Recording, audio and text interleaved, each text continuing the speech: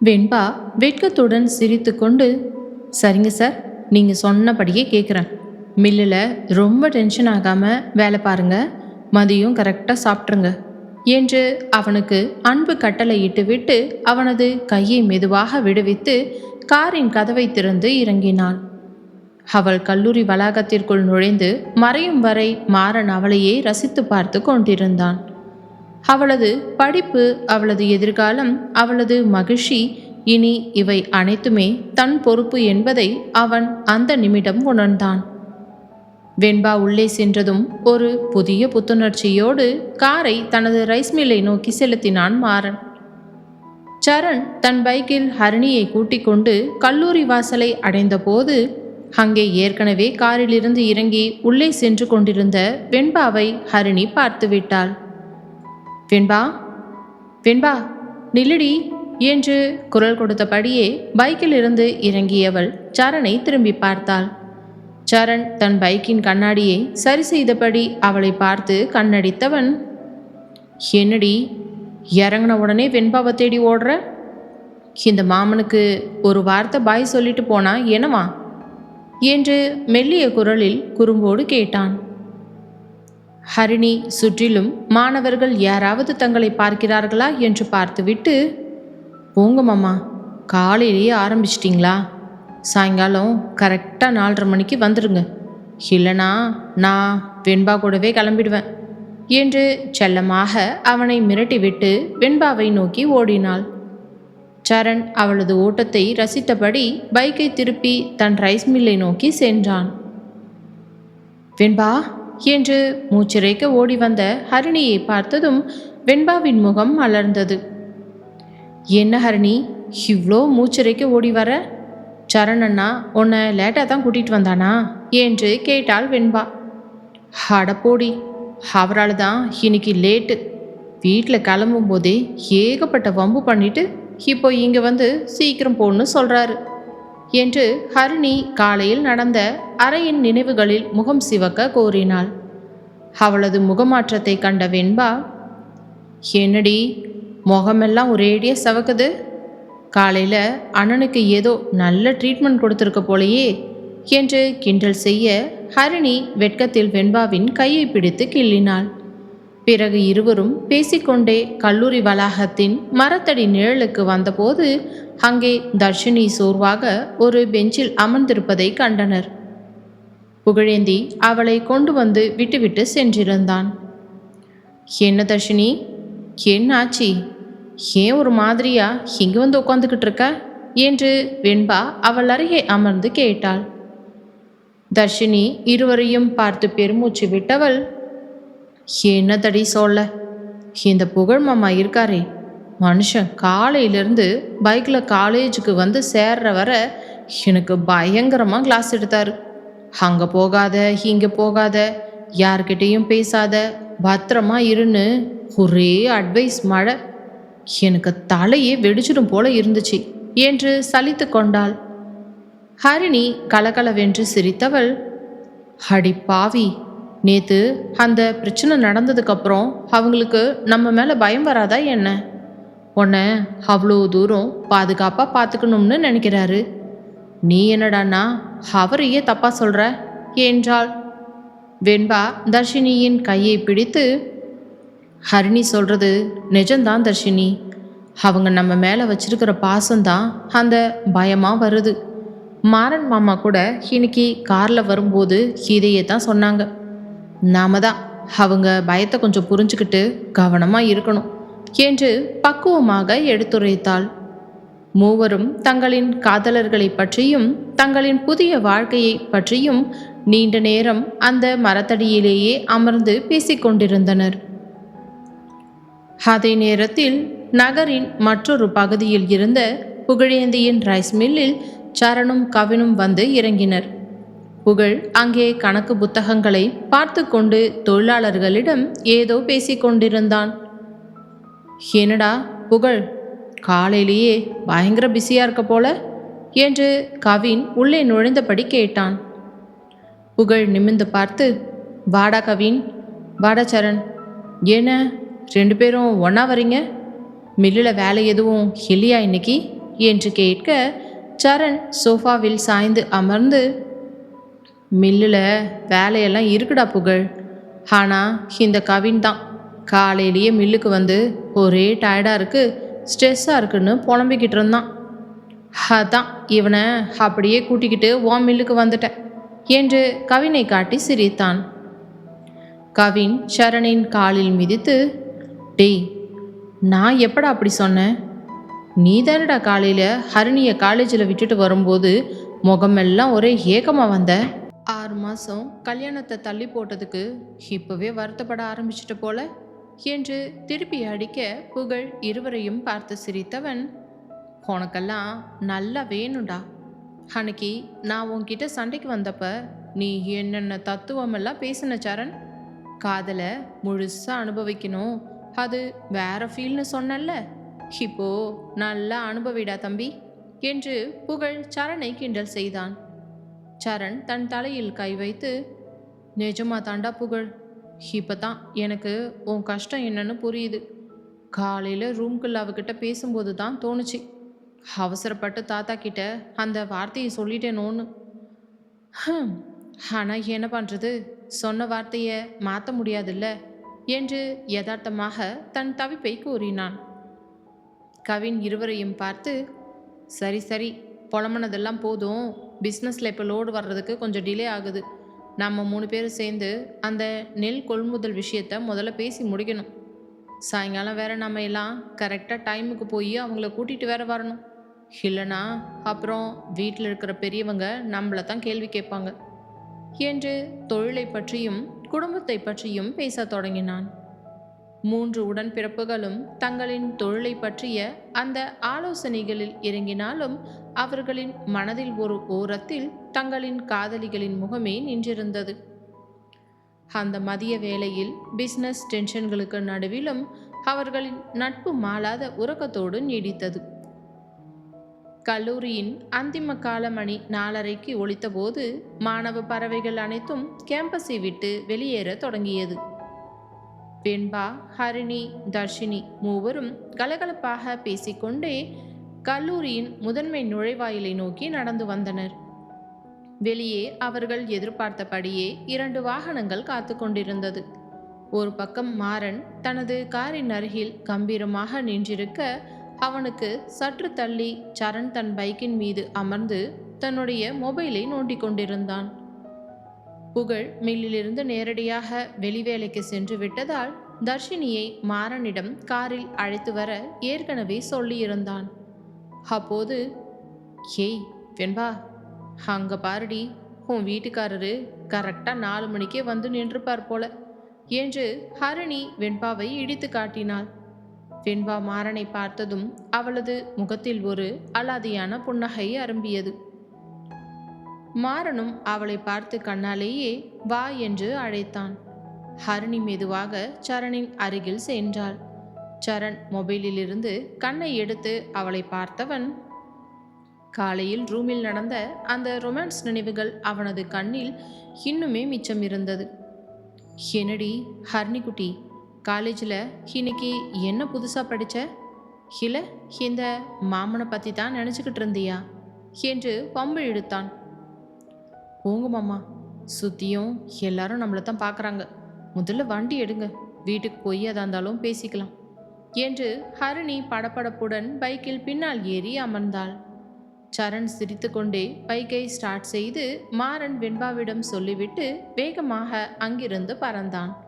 மறுபுறம் வெண்பாவும் தர்ஷினியும் மாறனின் காரை நோக்கி வந்தனர். மாறன் கதவை திறந்து, வாங்க மேடம்ஸ், இன்னைக்கு காலேஜ் எப்படி போச்சு என்று கேட்டபடியே இருவரையும் உள்ளே அமர வைத்தான். வெண்பா முன்னிருக்கையிலும் தர்ஷினி பின் இருக்கையிலும் அமர கார் மெதுவாக நகரத் தொடங்கியது. ரொம்ப நல்லா இருந்துச்சு மாமா. தர்ஷினி கூட இன்னைக்கு அவளோட ஸ்கூல் ஃப்ரெண்ட்ஸை பற்றிலாம் நிறைய பேசிக்கிட்டு இருந்தா என்றாள் வெண்பா. கார் நகரின் முக்கிய சாலையை கடந்து ரத்தின மஹால் மற்றும் ஜமீன் மாளிகைக்கு பிரியும் அந்த புறவழி சாலைக்கு வந்தபோது திடீரென ஒரு திருப்பத்தில் 2 பைக்குகள் மாறனின் காரை வழிமறிப்பது போல குறுக்கே வந்து நின்றது. அந்த பைக்குகளில் இருந்தவர்கள் பார்ப்பதற்கு இந்த ஊர்க்காரர்கள் போல தெரியவில்லை. ஏதோ வேண்டுமென்றே திட்டமிட்டு காரை நிறுத்துவது போல இருந்தது அவர்களின் அந்த அசைவுகள். மாறன் சட்டென்று பிரேக் அடித்தான். காரின் டயர்கள் அலறல் சத்தத்துடன் உராய்ந்து கொண்டு நிற்க உள்ளே இருந்த வெண்பாவும் தர்ஷினியும் அதிர்ச்சியில் உறைந்தனர். மாமா, யார் அவங்க? எதுக்கு வண்டி மறிக்கிறாங்க என்று வெண்பா பயத்துடன் மாறனின் கையை பிடித்து கொண்டாள். மாறனின் முகத்தில் இருந்த அந்த மென்மையான காதலின் நிழல் மறைந்து ஒரு ஜமீன் சிங்கத்தின் வேகம் குடியேறியது. அவனது கண்கள் சிவந்தது. நீங்க 2 பேரும் காரை விட்டு இறங்காதீங்க, உள்ளேயே இருங்க, நான் யாருன்னு பார்க்குறேன் என்று அதிகார குரலில் சொன்னவன் காரின் கதவை திறந்து கொண்டு வெளியே இறங்கினான். பைக்குகளிலிருந்து இறங்கிய அந்த 4 பேரும் கையில் ஏதோ ஆயுதங்களை மறைத்து வைத்திருவது போலவே தெரிந்தது. அவர்களில் ஒருவன் முன்னால் வந்து, நீதான் அந்த ரத்னமஹால் மாறனா? ரொம்ப துள்ற போல என்று மிரட்டலாக கேட்டான். மாறன் தன் சட்டையின் கைகளை மெதுவாக மேலே மடித்து விட்டபடி, உங்களை யார் அனுப்பிச்சதுன்னு சொன்னா அடி கொஞ்சம் கம்மியாக விழும், இல்லைன்னா இந்த இடத்துல உங்கள் வண்டி மட்டும்தான் திரும்ப போகும், நீங்கள் போக மாட்டீங்க என்று அந்த சாலையின் அமைதியை குலைக்கும் ரௌத்திர குரலில் எச்சரித்தான். காரின் உள்ளே இருந்த வெண்பாவுக்கு இதயம் படபடவென்று துடிக்கத் தொடங்கியது. தர்ஷினி பயத்தில் புகழேந்திக்கு தகவல் சொல்ல தன் போனை தேடினாள். அந்த மாலையின் நிசப்தத்தில் ஒரு பெரும் புயல் வீச தயாராகி கொண்டிருந்தது. காரின் குறுக்கே பைக்குகளை நிறுத்திவிட்டு இறங்கிய அந்த 4 ரவுடிகளும் கைகளில் இரும்பு தடிகளை மறைத்து வைத்து கொண்டு மாறனை நோக்கி முன்னேறி வந்தனர். கார் மேல் சாய்ந்து நின்று மிக நிதானமாக தன் சட்டையின் கைகளை முழங்கை வரை மடித்து விட்டு கொண்டிருந்த மாறனின் முகத்தில் எந்த ஒரு பயத்தின் அறிகுறியும் இல்லை. மாறாக அவனது கோபத்தின் கம்பீரம் அந்த சாலை எங்கும் ஒரு தகிப்பை ஏற்படுத்தியிருந்தது. காரின் உள்ளே முன்னிருக்கையில் அமர்ந்திருந்த வெண்பாவுக்கு இதயம் தொண்டை குழிக்கே வந்துவிட்டது போல இருக்க அவளது கைகள் பயத்தில் நடுங்கின. பின்னிருக்கையில் இருந்த தர்ஷினியும், வெண்பா, யாருடி இவங்க? எதுக்கு அண்ணனை இப்படி மறிக்கிறாங்க? எனக்கு என்னவோ சரியா படலை என்று பதற்றத்துடன் கேட்டாள். தர்ஷினி, பயப்படாதடி, அவங்கள மாமா பார்த்துக்குவாங்க, நீ முதல்ல புகழுக்கு ஃபோன் பண்ணு என்று வெண்பா அவசரப்படுத்தினாள். தர்ஷினி சற்றும் தாமதிக்காமல் தன் போனை எடுத்து புகழேந்தியின் நம்பரையை அழுத்த தொடங்கினாள். காரின் வெளியே அந்த ரவுடிகளில் முன்னால் நின்றவனோ மாறனை பார்த்து ஏளனமாக சிரித்தான். என்ன, ரத்னமஹால் மாறன்னா பெரிய இவன்னு நினப்பா? இந்த ஏரியாவில் எங்கள் ஆளுங்க கிட்டேயே கையை மடிச்சு விடுறியா? இன்னைக்கு உன்னை உயிரோட என்று அவன் பேசி முடிப்பதற்குள் மாறன் மின்னல் வேகத்தில் முன்னால் பாய்ந்தான். அவன் கையில் இருந்த இரும்பு தடியை பிடுங்குவதற்காக மாறன் அவனது மணிக்கட்டை பிடித்து ஒரே திருகாக திருகினான். பாறை போன்ற மாறனின் கைகளின் பிடியில் சிக்கிய அந்த நொடி அந்த ரவுடி வலியால் அலறினான். மாறன் அவனது நெஞ்சில் பலமாக ஒரு உதைவிட அவன் பின்னால் இருந்த பைக்கின் மேல் போய் மல்லாக்க விழுந்து விட்டான். இதை பார்த்த மற்ற மூவரும் ஒரே நேரத்தில் மாறனை நோக்கி பாய்ந்தனர். ஒருவன் இரும்பு தடியால் மாறனின் தோள்பட்டையை நோக்கி வீச மாறன் அதை லாவகமாக குனிந்து தவிர்த்தான். அடுத்த நொடி அவனது வலது கை முஷ்டி அந்த ரவுடியின் தாடையில் பலமாக இறங்கியது. டக் என்ற சத்தத்துடன் அவன் பற்கள் உடைய தரையில் சுருண்டு விழுந்தான். அந்த சாலையில் கார்கள் மற்றும் வாகனங்கள் சில தூரத்திலேயே நின்று வேடிக்கை பார்க்க தொடங்கின. ஆனால் யாரும் உள்ளே வந்து உதவ துணியவில்லை. மாறனின் ஆக்ரோஷமான சண்டையை கண்டு காரின் உள்ளே இருந்த வெண்பாவின் கண்கள் அகல விரிந்தன. தன் கணவனின் இந்த இன்னொரு முகத்தை அவள் இப்பொழுதுதான் பார்க்கிறாள். தர்ஷினிக்கு ஒரு புறம் பயமாக இருந்தாலும் மாறன் அண்ணனின் வீரத்தை பார்த்து வியந்து போனாள். அதே நேரத்தில் ரைஸ் மில்லில் சரணும் கவினும் பேசிக்கொண்டிருந்த போது புகழேந்தியின் போன் அடித்தது. ஸ்கிரீனில் தர்ஷினியின் பெயர் மின்னியதும் புகழ் உடனே போனை எடுத்தவன், சொல்லு தர்ஷினி, காலேஜ் முடிஞ்சிருச்சா? மாறன் காரில் வந்துட்டீங்களா என்று புகழ் சாதாரணமாக கேட்க, மறுமுனையிலோ தர்ஷினியின் அலறல் சத்தமும் வெளியிலிருந்து கேட்ட அடிதடி சத்தமும் அவனது காதுகளில் விழுந்தது. மாமா, சீக்கிரமா வாங்க மாமா, அந்த பைபாஸ் ரோடு திருப்பத்தில் யாரோ 4 பேர் மாறன் அண்ணன் காரை மறிச்சு சண்டை போடுறாங்க, அண்ணா அவங்கள அடிச்சுக்கிட்டு இருக்காங்க. ஆனால் அவங்க கிட்ட பெரிய பெரிய கம்பியெல்லாம் இருக்கு. மாமா, பயமா இருக்கு என்று தர்ஷினி பதற்றத்தில் அழுது கொண்டே கதறினாள். என்னது என்று கத்திய புகழேந்தி சோஃபாவில் இருந்து ஸ்பிரிங் போல எழுந்தான்.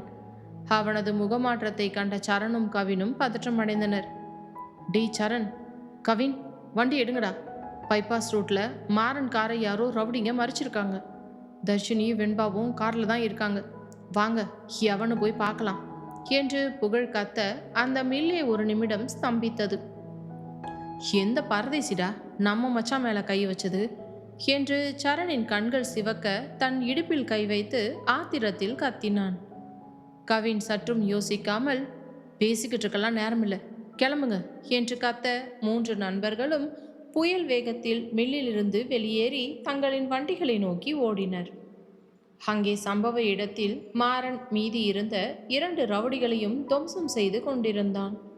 ஒருவனின் கையை தன் காலால் மிதித்து அவனிடம் இருந்த ஆயுதத்தை எட்டி உதைத்தான். மாறனின் நெற்றியில் இருந்து வேர்வை துளிகள் வழிந்து அவனது கண்ணோரம் இறங்கியது. அவன் அந்த ரவுடியின் சட்டையை பிடித்து தூக்கியவன், சொல்லுடா, யார் உங்களையெல்லாம் அனுப்புனது? இந்த மாறனோட வண்டியை மறிக்க உங்களுக்கு எவ்வளோ தைரியம் இருந்திருக்கணும்? உண்மையை சொன்னா உயிரோட வீடு போய் சேருவ என்று அவனது தொண்டையை கவ்வி பிடித்தான் மாறன். தூரத்தில் சரண், புகழ், கவின் ஆகிய 3 வண்டிகளும் டயர் அலற அந்த சாலையில் வந்து நின்றது. வண்டியிலிருந்து இறங்கிய சரணின் கைகளில் ஆத்திரம் தாண்டவும் ஆடியது. மச்சான் என்று கத்திக்கொண்டே அவன் ஓடிவர புகழும் கவினும் அவனுக்கு பின்னாலேயே ஓடி வந்தனர். அந்த சாலையை இப்பொழுது ஜமீன் மற்றும் ரத்தினமஹால் வாரிசுகளின் கோபத்தில் அதிரத் தொடங்கி இருந்தது.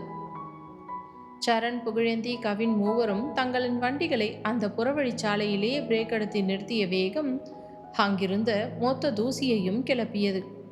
வண்டிகளின் சத்தம் கேட்டு காரின் உள்ளே பயந்து போயிருந்த வெண்பாவும் தர்ஷினியும் நிம்மதி பெருமூச்சு விட்டனர். தர்ஷினி, அதோ பாரு, புகழும் சரணும் வந்துட்டாங்க என்று வெண்பா தன்னுடைய காரின் கண்ணாடியை துடைத்து கொண்டே வெளியே காட்டினாள்.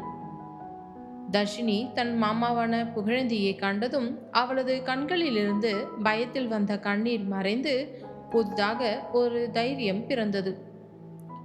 வந்துட்டாங்க வெண்பா, இனி இந்த ரவுடிங்க தப்பிக்கவே முடியாது என்றாள் தர்ஷினி. அங்கே சாலையில் மாறனின் பிடியில் இருந்த ரவுடி அவனது ஆக்ரோஷமான பார்வையிலேயே பாதியாய் உறைந்து போயிருந்தான். அதற்குள் புயலாய் அங்கே வந்து சேர்ந்த சரண் சற்றும் யோசிக்காமல் தரையில் விழுந்து கிடந்த ஒரு இரும்பு தடியை கையில் எடுத்தான். அவனது கண்கள் கோபத்தில் எரியும் நெருப்பு பிழம்பாக மாறியிருந்தன. எந்த ஒரு நாய்ங்கடா நீங்க? ஏன் மச்சான் வண்டியை மறிக்கிற அளவுக்கு உங்களுக்கு எவன்டா தைரியம் கொடுத்தது என்று கத்திக்கொண்டே தப்பித்து ஓட முயன்ற ரவுடியின் காலில் இரும்பு தடியால் பலமாக ஒரு அடி கொடுத்தான் சரண். அந்த அடியின் வேகத்தில் அவன் நிலை தடுமாறி சாலையில் விழுந்து புரண்டான். புகழேந்தி நேராக மாறனின் அருகில் வந்து அவனது தோளை தொட்டவன், மச்சான், உங்களுக்கு ஒன்றும் ஆகலையே என்று பதற்றமாக கேட்க மாறன் தன் நெற்றி வியர்வையை துடைத்து கொண்டே ஒரு மெல்லிய புன்னகையுடன், எனக்கு ஒன்றுமில்லை புகழ், ஆனால் இவனுங்க சும்மா வரல, யாரையோ காசு கொடுத்து ஏவி விட்டுருக்காங்க, காரை மறிச்ச உடனே ஏன் பேரை சொல்லித்தானே மிரட்டினா என்று முன்னால் கிடந்தவனை நோக்கி காட்டினான். இதை கேட்டதும் கவினுக்கும் கோபம் தலைக்கு ஏறியது. யாரோ வேணும்னே பிளான் பண்ணி அடிச்சிருக்காங்க மாறன், இவனுங்களை இப்படியே விடக்கூடாது என்றவன் சட்டையை மடித்து கொண்டு விழுந்து கிடந்த ரவுடிகளின் காலரை கொத்தாக பிடித்து தூக்கினான். ஒழுங்கா உண்மை சொல்லிடுங்கடா, இல்லைனா இங்கிருந்து நீங்கள் யாரும் போலீஸ் ஸ்டேஷனுக்கு கூட போக முடியாது, நேராக ஹாஸ்பிட்டல் தான் என்ற கவினின் குரல் அந்த பகுதியையே அதிர வைத்தது. சரண் அதற்குள் ஒருவனை பிடித்து சுவற்றுடன் சேர்த்து வைத்து அமுக்கினான். சொல்லுடா பரதேசி, யார் உங்களையெல்லாம் அனுப்புனது? ஒழுங்கா இப்போ சொல்லலை, உங்கள் 4 பேரையும் இப்போவே இங்கேயே கொளுத்திடுவேன் என்று மிரட்டினான். அடி தாங்க முடியாமல் அந்த ரவுடிகளின் தலைவன் முனகினான். ஐயோ அண்ணா, எங்களை விட்டுடுங்கண்ணா, எங்களுக்கு உங்களை பற்றி எதுவுமே தெரியாது, அந்த பக்கத்து ஊர் பண்ணையார் வீட்டு ஆளுங்க தான் இந்த ரத்தின மஹால் மாறன வண்டியை கொஞ்சம் மறித்து பயமுறுத்த சொன்னாங்க. மற்றபடி எங்களுக்கு எந்த உள்நோக்கமும் இல்லைண்ணா என்று உண்மையை அப்படியே கத்தினான். பக்கத்து ஊர் பண்ணையார் என்ற பெயரை கேட்டதும் மாறனின் முகம் சுருங்கியது. பிசினஸ் போட்டியில் ரத்தின மஹாலோடு மோத முடியாமல் அவர்கள் இப்படி ஒரு கீழ்த்தரமான வேலையில் இறங்கி இருக்கிறார்கள் என்பதை அவன் புரிந்து கொண்டான். மாறன் சரணையும் கவினையும் தடுத்து, சரி விடுங்கடா, இவனுங்களை அடிச்சு இப்போ ஒன்றும் ஆக போறதில்ல. மெயின் ஆள் யாருன்னு தெரிஞ்சிடுச்சுல்ல, அவனை நான் நேரில் பார்த்துக்கிறேன். முதல்ல இவனுங்களை வண்டியில் ஏற்றி போலீஸில் ஒப்படைங்க என்றான் கம்பீரமாக. சரண் அந்த ரவுடியை ஒரு தள்ளு தள்ளிவிட்டு, எங்கள் மச்சான் சொன்னதுனால தப்பிச்சிங்கடா. இன்னொரு முறை இந்த பக்கம் உங்கள் தலை தெரிஞ்சுது, அப்புறம் நடக்கிறதே வேற என்று எச்சரித்தான். சண்டை ஒரு வழியாக முடிவுக்கு வர புகழேந்தி நேராக காரின் கதவை திறந்தான். உள்ளே இருந்த தர்ஷினியும் வெண்பாவும் வெளியே வந்தனர்.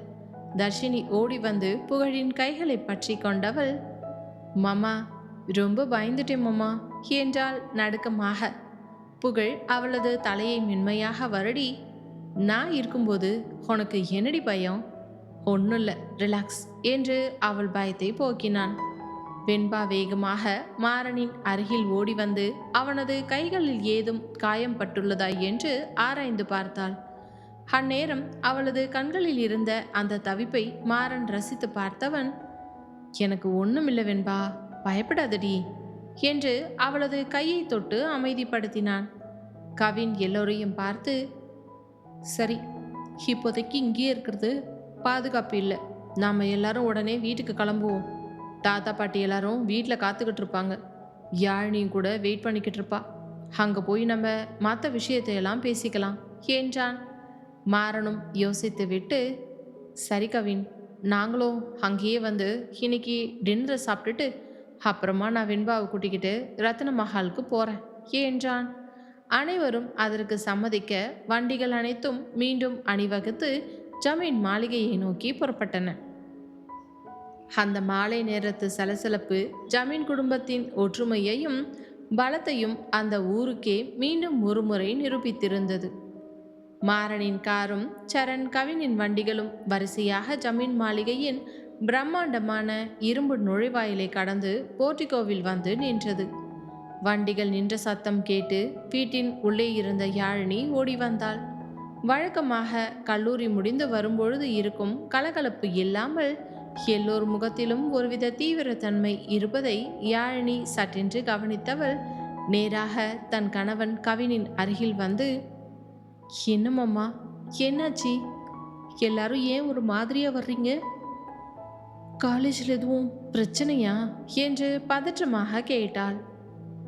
கவின் யாழினியின் கையை பிடித்து, ஒன்றும் இல்லை யாழினி, ரிலாக்ஸ். வழியில் ஒரு சின்ன சலசலப்பு, நம்ம மச்சாங்கார யாரோ மறிக்க பார்த்தானுங்க, அவ்வளோதான். மற்றபடி எல்லாருமே பத்திரமா இருக்கும் என்று அவளை அமைதிப்படுத்தினான். அப்பொழுது காரிலிருந்து இறங்கிய வெண்பாவிடம் ஓடி வந்த யாழினி, வெண்பா உனக்கு எதுவும் ஆகலேடி? என்னடி நடந்துச்சு என்று கேட்க, எனக்கு ஒன்றும் இல்லை யாழினி, மாமா இருக்கும்போது எனக்கு என்ன பயம்? ஆனால் அந்த ரவுடிங்க ஏதோ பிளான் பண்ணி வந்த மாதிரி இருந்துச்சு என்றாள் வெண்பா. தர்ஷினியும் அவர்களோடு சேர்ந்து கொள்ள 3 பெண்களும் நடந்த விஷயத்தை பற்றி பேசிக்கொண்டே உள்ளே சென்றனர். ஹாலில் ஜமீன் மாணிக்கவேல் தாத்தாவும் பாட்டியும் அமர்ந்திருந்தனர். பிள்ளைகள் அனைவரும் ஒன்றாக உள்ளே வருவதைக் கண்டு தாத்தா புன்னகையுடன், வாங்கப்பா, என்ன இன்னைக்கு எல்லாரும் ஒன்றா வர்றீங்க? மில்லில் வேலை சீக்கிரம் முடிஞ்சிடுச்சா என்று கேட்டார். புகழேந்தி முன்னால் வந்து, ஆமாம் தாத்தா, அப்படியே எல்லாரும் ஒன்றா டின்னர் சாப்பிட்லாம்னு மச்சான் சொன்னார், அதான் வந்தோம். நீங்கள் ஒன்றும் கவலைப்படாதீங்க என்று வீட்டில் இருக்கும் பெரியவர்களுக்கு பதற்றம் தராதவாறு யதார்த்தமாக சொல்லி நிலைமையை சமாளித்தான். மாறனையும் வெண்பாவையும் பார்த்த தாத்தா பாட்டியும், அடடா வெண்பா மாறா, வாங்க, எப்படி இருக்கீங்க என்று வரவேற்க, நாங்கள் நல்லா இருக்கோம் பாட்டி என்று இருவருமே அவர்கள் காலில் விழுந்து ஆசீர்வாதம் வாங்கினர். பின்பு வழக்கமான பேச்சுக்கள் முடிந்து பெரியவர்கள் அனைவரும் சமையலறை பக்கம் சென்றதும் ஹாலில் இருந்த பெரிய சோஃபாவில் மாறன், கவின், சரண், புகழேந்தி ஆகிய 4 பேரும் அமர பெண்களும் காஃபி கப்புகளுடன் வந்து சேர்ந்தனர். சரண் சோஃபாவில் சாய்ந்து அமர்ந்து, என்ன மச்சான், அந்த பண்ணையார் ஆளுங்க இவ்வளோ தைரியமா நம்ம ஏரியாக்குள்ளேயே வந்து உங்கள் வண்டியை மறிச்சிருக்கானுங்கன்னா அவனுங்களுக்கு பின்னாடி யாரோ பெரிய ஆள் இருக்கணும்னு தோணுது. நீங்கள் என்ன நினைக்கிறீங்க என்று மாறனை பார்த்து மச்சான் என்ற முழு உரிமையோடு கேட்டான். மாறன் காஃபி கப்பை கையில் வாங்கியபடி, நீ சொல்கிறது நிஜம்தான் மச்சான். பிஸ்னஸ் போட்டியில் அவங்களால ரத்தின மஹாலோட நேருக்கு நேரும் மோத முடியல. அதான் இந்த மாதிரி குறுக்கு வழியில் இறங்கியிருக்காங்க. ஆனால் அவங்க தப்பான ஆளுக்கிட்ட விளையாடிட்டாங்க. இப்போதைக்கு அவனுங்க போலீஸ் கஸ்டடியிலேயே இருக்கட்டும். நாம் அவசரப்பட்டு எந்த முடிவும் எடுக்க வேண்டாம் என்று நிதானமாக அதே நேரம் அழுத்தமாகவும் கூறினான். கவின் தன் தங்கையான வெண்பாவை பார்த்துவிட்டு மாறனிடம், மச்சான், வெண்பா இப்போ தான் திரும்ப காலேஜுக்கு போகவே ஆரம்பிச்சிருக்கா. இப்போதைக்கு அவளோட பாதுகாப்பு தான் நமக்கு முக்கியம். அதனால் இனிமே அவள் காலேஜுக்கு போயிட்டு வர்றப்ப நாம் இன்னும் கொஞ்சம் கவனமாகவே இருக்கணும். நீங்கள் பிஸியாக இருந்தீங்கன்னா கூட சொல்லுங்கள், நானும் சரணும் அவளை போய் கூட்டிகிட்டு வந்துடுறோம் என்று தன் தங்கையின் மீதான அக்கறையோடு மாறனிடம் கூறினான். மாறன் கவினின் தோளை தட்டி, அதெல்லாம் ஒன்றும் பிரச்சனை இல்லை கவின். வெண்பாவை நான் பத்திரமா பார்த்துப்பேன். இனிமேலும் அவளை நானே தான் காலேஜுக்கும் கூட்டிகிட்டு போவேன். ஆனால் அந்த பண்ணையாருக்கு நாம் சரியான பாடம் புகட்டணும். அதுக்கு ஒரு நல்ல நேரம் வரட்டும். மிச்சதெல்லாம் நான் பார்த்துக்கிறேன் என்றான் புன்னகையுடன். புகழேந்தி குறுக்கிட்டு, மச்சான் சொல்கிறது தான் கரெக்டு. அவனுங்களுக்கு இப்போதைக்கு நாம் அமைதியாக இருக்கோன்ற மாதிரியே நினைக்கட்டும். ஆனால் சரியான நேரத்தில் நாம் 4 பேரும் சேர்ந்து அவனுங்களுக்கு ஒரு தரமான செக் வைக்கணும் என்றான் விறுவிறுப்பாக. அவர்களின் அந்த மச்சான் முறையோடு கூடிய பேச்சும் ஒற்றுமையும் அந்த ஆபத்தான சூழலிலும் அவர்களுக்குள் இருந்த அந்த பிணைப்பை அழகாக காட்டியது. ஜமீன் மாளிகையின் அந்த பெரிய ஹாலில் மச்சான்கள் 4 சேர்ந்து எடுத்த அந்த முடிவு எதிரிகளுக்கு வரப்போகும் பெரிய ஆபத்தின் தொடக்கமாக இருந்தது. யாழினி அங்கே வந்தவளோ, சரி சரி, பிஸ்னஸ் டென்ஷன் எல்லாம் அப்புறம் வச்சுக்கலாம், எல்லாரும் முதல்ல சூடாக காஃபியை குடிங்க என்று சொல்ல அந்த இடத்தின் பதற்றம் தணிந்து மீண்டும் ஒரு கலகலப்பான குடும்ப சூழல் திரும்பியது. மச்சான்கள் 4 ஹாலில் அமர்ந்து தீவிரமாக பேசிக்கொண்டிருந்த போது யாழினி மெதுவாக தன் கணவன் கவினின் அருகில் அமர்ந்தவள், மாமா, காஃபி ஆறிட போகுது, முதல்ல குடிங்க. மில்லில் வேலை அதிகம்னு சொன்னீங்க, இப்போ இந்த ரவுடிங்க வேற வந்து தேவையில்லாமல் டென்ஷன் பண்ணுறாங்க என்று கவலையோடு சொன்னாள். கவின் புன்னகையுடன் காஃபியை ஒரு மிடர் பருகிவிட்டு, நீ ஒன்றும் பயப்படாதடி யாழினி. ஓ மாமனும் அவனோட தம்பிகளும் இருக்கும்போது இந்த ஏரியாக்குள்ளே எவனும் அவ்வளவு சீக்கிரம் நுழைஞ்சிட முடியாது. நீ போயிட்டு வெண்பாக்கும் தர்ஷினிக்கும் கொஞ்சம் காஃபியை கொடு என்றான் அவளது கையை லேசாக தட்டி. மறுபுறம் வெண்பா மாறனின் அருகில் வந்து அமர்ந்தாள். அவனது நெற்றியில் இன்னும் லேசாக இருந்த அந்த வியர்வை துளிகளை தன் சுடிதாரின் துப்பட்டாவால் மெதுவாக துடைத்து விட்டவள், மாமா, உங்களுக்கு நிஜமாவே காயம் எதுவும் படலை இல்லை? காரில் இருக்கும்போது எனக்கு பயத்தில் உயிரே போயிடுச்சு. அந்த இரும்பு தடியை அவன் வீசும்போது எனக்கு என்ன பண்ணுறதுன்னே தெரியல என்று தன் புருஷனை மாமா என்று உருகி கேட்டாள் வெண்பா. மாறன் அவளது கைகளை பற்றி கொண்டு, ஏன் செல்லமே, பயந்துட்டியாடி? ஓ மாமா அவ்வளோ பலவீனமானவன் இல்லடி வெண்பா. ஜமீன் குடும்பத்து மச்சான்களும் என் கூடவே இருக்கும்போது எனக்கு எந்த கவலையும் இல்லை. நீ முதல்ல பயப்படாமல் இரு என்று அவளது காதோரம் மெதுவாக கிசுகிசுத்தான். அதே நேரத்தில் சோஃபாவின் ஓரத்தில் அமர்ந்திருந்த சரணை பார்த்து கண்ணசைத்தாள் ஹரிணி. காலையில் அவனது அறையில் நடந்த அந்த ரொமான்ஸ் நினைவுகளும் மாலையில் அவன் காட்டிய அந்த வீரமும் அவளுக்குள் ஒரு புதிய காதலை உருவாக்கியிருந்தது. அவள் மெதுவாக சரணின் அருகில் வந்து, மாமா, வேற ஏதாச்சும் சாப்பிட வேணுமா என்று கேட்டாள். சரண் அவளை நிமிர்ந்து பார்த்து, அதெல்லாம் அப்புறம் இருக்கட்டும் ஹரிணிக்குட்டி. காலையில் ரூமில் பேசும்போது தான் பயந்து சாகிற மாதிரி பேசினேன். ஆனால் இப்போ ரோட்டில் சண்டை நடக்கும்போது கார் கண்ணாடியை தொடச்சிக்கிட்டே என் சண்டையை அவ்வளோ ரசித்து பார்த்துருக்க போல என்று குறும்போடு கேட்க, ஹரிணி போங்க மாமா என்று வெட்கத்துடன் முகத்தை திருப்பிக் கொண்டாள். தர்ஷினியும் புகழேந்தியின் அருகில் நின்று கொண்டு, மாமா, நீங்கள் மட்டும் கரெக்ட் டைமுக்கு வரலன்னா என்ன ஆயிருக்குமோ தெரியாது. தேங்க்ஸ் மாமா என்றாள். புகழ் அவளது மூக்கை தொட்டு, உன் மாமாவுக்கு நீ தேங்க்ஸ் எல்லாம் சொல்லக்கூடாது தர்ஷினி. உன்னை பாதுகாக்கிறது தான் என்னோட கடமடி என்று அவளது காதலை அங்கீகரித்தான்.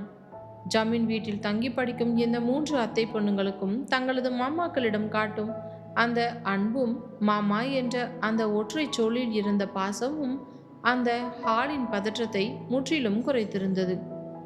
பாட்டி சமையலறையிலிருந்து வெளியே வந்து, பிள்ளைங்களா, பேச்சுவார்த்தையெல்லாம் போதும், வாங்க எல்லாரும் இப்போ போயிட்டு டின்னர் சாப்பிடலாம், சாப்பாடெல்லாம் ஆறிட போகுது என்று கூப்பிட அனைவரும் கலகலப்பாக சிரித்து கொண்டே டைனிங் டேபிளை நோக்கி நடந்தனர். மாறனும் வெண்பாவும் ஒருவருக்கொருவர் கைகோர்த்து நடக்க கவினும் யாழினியும் அவர்களுக்கு பின்னால் சென்றனர். சரணும் புகழும் தங்களது காதலிகளான ஹரிணி மற்றும் தர்ஷினியை பார்த்து கண்ணடித்தபடி பின்தொடர ஜமீன் மாளிகையின் அந்த இரவு பொழுது பாசத்தாலும் காதலாலும் நிறைந்து வழிந்தது.